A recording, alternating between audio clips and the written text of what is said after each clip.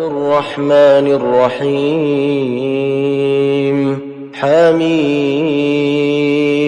تنزيل الكتاب من الله العزيز الحكيم إن في السماوات والأرض لآيات للمؤمنين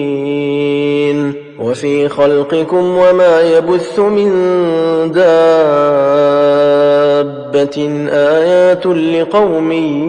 يوقنون واختلاف الليل والنهار وما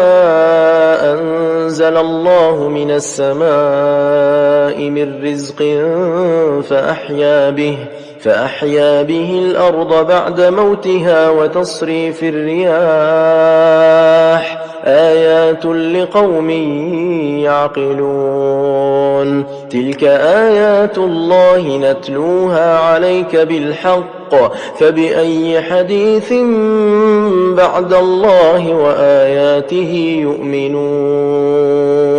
ويل لكل أفاك أثيم يسمع آيات الله تتلى عليه ثم يصر مستكبرا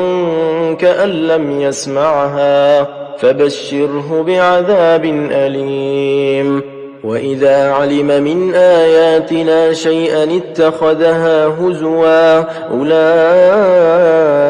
لهم عذاب مهين من ورائهم جهنم ولا يغني عنهم ما كسبوا شيئا ولا ما اتخذوا من دون الله أولياء ولهم عذاب عظيم هذا هدى والذين كفروا بآيات ربهم لهم عذاب